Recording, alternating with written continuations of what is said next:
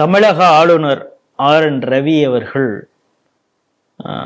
Send of நடந்திருக்குது. அதாவது தமிழகத்தில் அவங்க ஆளுநராக இருந்தார்கள்.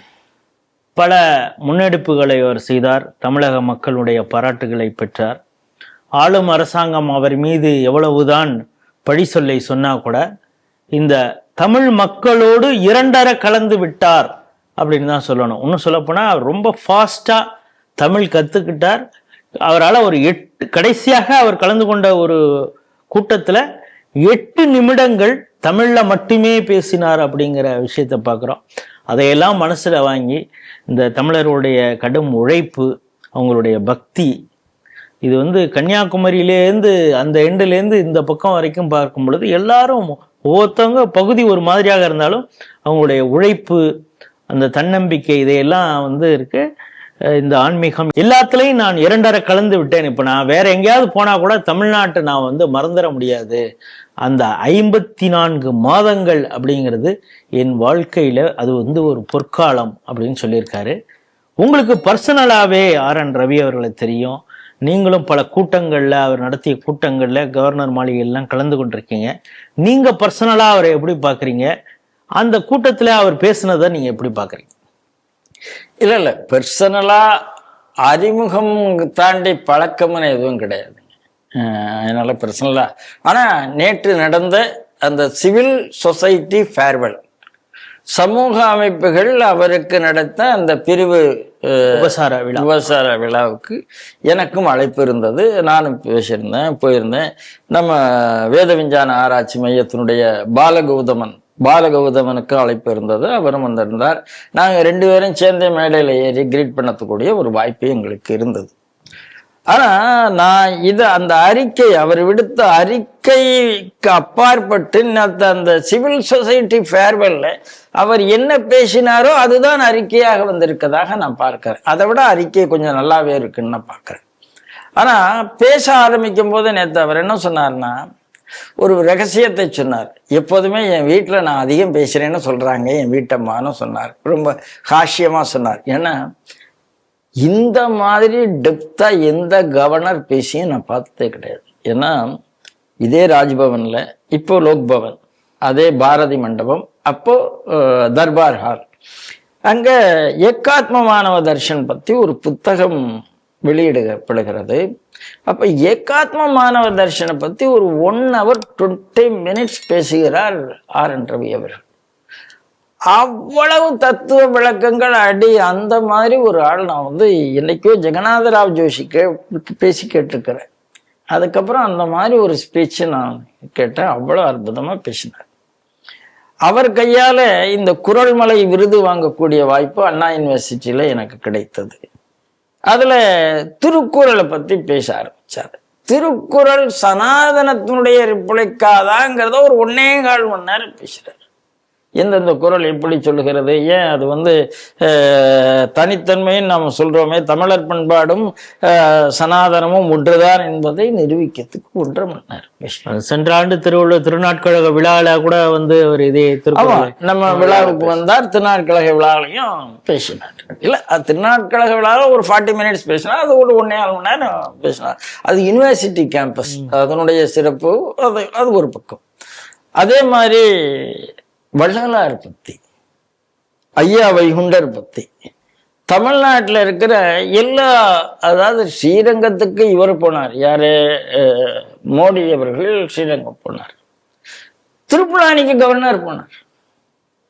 அதுதான் முதல்ல புத்தரகாமேஷ்டியாகம் தசரதன் பண்ணுவதற்கு காரணமாக இருந்த தலம் எது என்றால் திருப்புலானி. இன்னைக்கு பாயசம் தான் அங்க பிரசாதம்.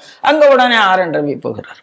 நேற்று இன்னொரு விஷயமா அவர் என்ன சொன்னார்னா, ஒரு 1000 ரிசர்ச் தொன்மை வாய்ந்த ஆய்வுகளை எடுத்துக்கொண்டால் அதுல 500 தமிழ்நாடை பத்தி தான் வருகிறது. அவ்வளவு பெரிய ரிச் கல்ச்சர் இது அப்படின்னு சொன்னார்.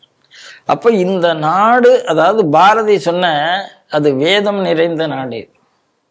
இதை நீ ஏதோ திராவிடங்களாலும் பிரிக்கிறிய, அதை நான் அனுமதிக்கலைங்கிறத ரொம்ப அழகா நேற்று 1500 இங்கேருந்து தான் வந்திருக்குன்னா இந்த நாடு எவ்வளவு புண்ணியமான பகுதி இந்த பகுதிங்கிறத சொல்றாரு. இப்போ நீங்கள் சொல்றதை பார்த்தீங்கன்னா, அந்த சமீபத்தில் ஒரு கவர்னர் ஒரு மாநிலத்துக்கு இன்சார்ஜாக அந்த மாநிலத்தை முழுவதுமாக சுற்றுப்பயணம் நீட்டு வடக்கு நீல குறுக்கால பார்த்த ஒரே கவர்னர் பயணம் மட்டும் இல்லைங்க, அவர் வெறும் டொப்போகிராபிக்கலா இதை பார்க்கவே இல்லைங்கிறதாங்க. அவர் எல்லா ஆளுநரும் சுற்றுப்பயணம் போயிருப்பாங்க, கன்னியாகுமரிக்கும் போயிருப்பாங்க, டொப்போகிராபிக்கலே பார்க்கல, ஒரு ஸ்பிரிச்சுவல் லேண்டாக பார்த்தாருங்கிறது தான் அதுல உள்ள சிறப்பு. ஸ்பிரிச்சுவல் லேண்டாக பார்த்தது மட்டுமல்ல, அது வேதங்கள் எப்படி இங்க சனாதன கருத்துக்கள் எல்லாம் இங்கேருந்து எப்படி வெளியில வந்ததுங்கிறத அவர் பார்க்கிறார்.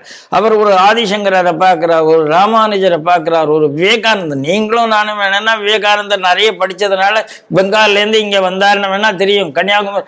ஆனா பல தமிழ்நாட்டுக்காரங்களுக்கு விவேகானந்தர் ஏதோ தமிழர் நினைச்சிட்டு இருக்கான். ஏன்னா விவேகானந்தர் பேர்ல அத்தனை ஸ்கூல் இருக்கு. இங்க விவேகானந்த பாறை இங்கதான் இருக்கு. எந்த ஊருக்கு போனாலும் ஒரு விவேகானந்தர் ஸ்கூல் இருக்கு. அப்புறம் தமிழன் தான் நினைச்சுக்கிட்டு இருக்கான். அப்போ எந்த அளவுக்கு அந்த ஒற்றுமை இருந்தது என்பதை இவர் பார்க்கிறார். பார்க்கறது மட்டும் சொல்றார். சொல்லி ஆகவே இங்க பிரிவினருக்கு இடமே இருக்கக்கூடாது, இந்த நாடுதான் ஒற்றுமைக்கான அஸ்திவாரமே இங்க இருந்தா வந்தது. அதுதானே உண்மை. அந்த கன்னியாகுமரியில இருந்தானே எங்கேயோ இருக்கிற சிவனை பார்த்து ஒத்த கால தவம் பண்ணாங்க. அதை விட ஒற்றுமைக்கு என்ன இருக்க முடியும்? அதை அவர் அருமையாக பேசுகிறார். அது மட்டும் இல்ல, கவர்னர் மாளிகை என்பது எப்போதுமே 24x7 அங்க ஏதாவது ஒரு ஃபங்க்ஷன் நடந்து கொண்டே இருந்தது. மாற்றுத்திறனாளிகளுடைய இதுக்கு நடந்தது, ஸ்கில் இந்தியாவுக்கு நடந்தது, சமூகத்தில் இருக்கக்கூடிய எல்லா தரப்பு மக்களும் அங்க போயிட்டு வந்துட்டாங்க. ஆமா சார், யூனிவர்சிட்டி ப்ரொஃபசர்ஸுக்கு தனி ஒர்க் ஷாப்பே அங்க நடந்தது சார். அவர்களுக்கெல்லாம் கேள்வி, எந்த கேள்வி பிரிவினை சம்பந்தமாக நீங்க திராவிடம் சம்பந்தமா கேள்வி கேட்டா கூட பதில் சொல்ற அளவுக்கு தயாரா வைத்துக் கொண்டு, அதனாலதான் இந்த அரசாங்கம் பயந்தது. ஒரு சேஷன் வந்த பிறகு நமக்கு தேர்தல் கமிஷன் என்னன்னு தெரிஞ்ச மாதிரி நம்ம ஆர்.என். ரவி அவர்கள் வந்த பிறகுதான் நம்மளுடைய கவர்னர் என்னெல்லாம் இவர்கள் அதுக்காகத்தான் அவரை முடக்குவதற்கு என்னென்ன பண்ணணுமோ, அதாவது எல்லாரையும் கேரக்டர் அசாசினேட் பண்றது என்று திராவிட முன்னேற்ற கழகத்தினுடைய திராவிட கட்சிகளுடைய ஒரு கேரக்டர். அதை கவர்னர்கிட்டையும் பண்ணதற்கு எல்லா முயற்சியும் செய்தார்கள், நடக்கவே இல்லை. தேசிய கீதம் பாடணுமா, அதுக்கு ஒரு காரணம். அசம்பிளியில ஒரு விஷயமா, அதுக்கு எதுக்குமே தலை கொடுக்காமல். ஆனால் நேற்று அவர் சொன்னாரு, அந்த சொன்ன காசியமா சொன்னார், என் வீட்டம்மா அப்படி சொல்றாங்க, ஆனா இப்போ இங்க வரும்போது தான் உண்மையிலேயே எனக்கு என்ன பேசுறது என்றே தெரியவில்லை. பேசணுமான்னு கேட்டேன், ஆனா நிகழ்ச்சி ஏற்பாளர்கள் கண்டிப்பா பேசணும்னு சொல்லிட்டாங்க, எனக்கு என்ன பேசுறது தெரியவில்லை என்று சொல்லும் போது ஒரு நெகிழ்வு இருந்தது. அதாவது ஐயோ பிரிகிறேனே என்ற அந்த நெகிழ்வு அதில் இருந்தது. அதுக்கப்புறம் அவர் பேச ஆரம்பிக்கும் போது எந்த அளவுக்கு இந்த மண்ணை நேசித்தார் என்பதும், இந்த மண் அவரை எப்படி நேசித்தது என்பதையும் ரெசிப்ரோகேஷன் நாம புரிந்து கொள்ள முடிஞ்சது. ஏன்னா இத்தனை இயக்கங்கள், சமூக அமைப்புகள் தான் அந்த ஃபேர்வெல் நடத்தினதாக சொல்லப்படுகிறது. ஒரு 15-20 சமூக அமைப்புகளுங்க. உதாரணமா திருப்பூர்ல பிரேரணான்னு ஒரு அமைப்பு 6000 குழந்தைகளை வைத்து வந்தே மாதரம் 150வது ஆண்டு விழாவை கொண்டாடின ஒரு அமைப்பு. அவர்கள் அங்க வந்திருந்தார்கள். ஐயா வைகுண்டனுடைய இயக்கம் அவர்கள் வந்திருந்தார்கள். ராமலிங்க வள்ளலாருடைய இயக்கம் அவர்கள் வந்திருந்தார்கள். விவசாயிகள் திருவள்ளுவர் கழகம் அவர்கள் வந்திருந்தார்கள். நம்ம B.R. பாண்டியனுடைய விவசாய இயக்கத்தை சேர்ந்தவர்கள் வந்திருந்தார்கள். அத்திக்கடவு சுப்பிரமணியம் அவருடைய விவசாய இயக்கம் அவர்கள் வந்திருந்தார்கள். நம்ம குரு சுப்பிரமணியம், நம்ம மோகன கிருஷ்ணன் இவர்களெல்லாம் இணைந்து ஒரு NGO நடத்துகிறார்கள், அவர்கள் வந்திருந்தார்கள். சேவா பாரதி இரத்த தானம் நடத்தக்கூடிய நம்முடைய நிர்மல்குமார் அந்த கம்பெனி அவர்கள் வந்திருந்தார்கள். ஆன்மீகத்தை எடுத்துக்கொண்டு போகக்கூடிய நம்ம செல்வி அவர் அங்கு வந்திருந்தார். நல்ல பதிப்பாளர் அலையன் ஸ்ரீனிவாசன் அங்கே வந்திருந்தார். அதாவது வந்திருந்தவங்களெல்லாம் எந்த அளவுக்கு இந்த மண்ணை நேசித்தவர்கள் அப்படிங்கிறது நமக்கு புரிஞ்சது. எந்த அளவுக்கு அவர் இவங்களுக்கு உயிர் கொடுத்திருந்தார். அதாவது இந்த ராஜ்பவன் எங்களுக்கு கொடுத்த அங்கீகாரம், அதாவது லோக்பவன் வேற யாரும் இதுவரைக்கும் கொடுக்கலங்கிறத அவங்க சொன்னாங்க. அரசாங்கம் கொடுக்கல, முந்தின ராஜ்பவன் கொடுக்கல. இந்த அளவுக்கு இந்த விஷயத்தை அவர் என்டர்டெயின் பண்ணாருங்கிறது ரொம்ப அழகாக. என்ன ஒரு சிக்கல்னா, அவர் இப்போ ஒரு பெஞ்ச் மார்க்கை செட் பண்ணிட்டு போயிட்டாரு. இதை யார் ஃபுல்ஃபில் இனிமே பண்ண போல, அந்த பெஞ்ச் மார்க் இனிமே யாருக்கும் வருமானம் நம்ம சொல்ல முடியாது. ஆனால் ஒரு அற்புதமான அந்த இன்னைக்கு அவருடைய அறிக்கையில கூட அவர் அத்தனை தேசிய தலைவர்கள் பெயரை சொல்லி இருக்கிறார், அத்தனை ஆன்மீக தலைவர்கள் பெயரை சொல்லி இருக்கிறார். அத்தனை சுதந்திர போராட்ட வீரர்கள் பேரை சொல்லியிருக்கிறார். இதெல்லாம் சொல்லிட்டு இந்த மண்ணு கூட 54 மாதம்ங்கிறது, இந்த 54 மாசத்தை நான் ரொம்ப பெருமிதமாக நினைக்கிறேன். அவர் சொல்லும் போது அவர் அதாவது இந்த மண்ணின் மாண்பை, மண்ணின் மனத்தை புரிந்து கொண்ட ஒருவர். இந்த மண்ணின் மனத்தை புரிந்து கொண்டு இதை அந்நியப்படுத்துவது தகாது என்பதை சொல்லக்கூடிய தைரியம் வாய்ந்த ஒரு நபராக அவர் தெரிகிறார். அதனால நிறைய பேர் நேற்று வாழ்த்தும் போது சொன்னாங்க, நீங்க வெஸ்ட் பெங்கால் கவர்னரா போறீங்க, அங்கேருந்து நேரடியா ஜனாதிபதியாகத்தான் போவீர்கள் அப்படிலாம் 2-3 பேர் அந்த அளவுக்கு ஒரு நெகிழ்வு அங்க இருந்தது. எல்லாரும் வாழ்த்தினார்கள். அவரும் இன்னொரு வார்த்தை கடைசியா சொன்னார், நான் எங்க இருந்தாலும் அது உங்களுக்கு எல்லாம் ஒரு வீடு, உங்க எல்லாருக்கும் இனிமே நினைச்சுக்கங்க வெஸ்ட் பெங்கால்ல ஒரு வீடு இருக்குன்னு நினைத்து கொள்ளுங்கள் அப்படின்னு சொல்லி, அது எப்படிங்கிறதையும் அழகா எக்ஸ்பிளைன் பண்ணி, நான் எங்கு போனாலும் அங்கு உங்களுக்கு அது ஒரு மொழி, என் வீடு உங்கள் வீடு தான் என்பது மாதிரி ரொம்ப அற்புதமா பேசியிருந்தார். ஆர்.என். ரவி அவர்களை மாதிரி இந்த தேசத்தையும் தெய்வீகத்தையும் தமிழ் மண்ணையும் நேசித்தவர்கள் யாரும் கிடையாது. இதை தமிழர்கள் புரிந்து கொள்ள வேண்டும்.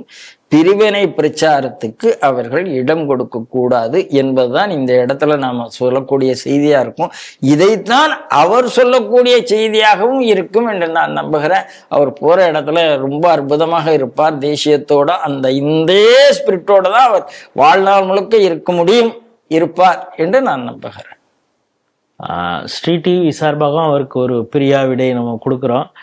இந்த மாநிலத்தின் பாதுகாப்பு குறித்து அதிகமாக ஒரு கவலைப்பட்ட ஒரு கவர்னர் அப்படிங்கிறதையும் நம்ம இந்த நேரத்தில் மறந்துட முடியாது.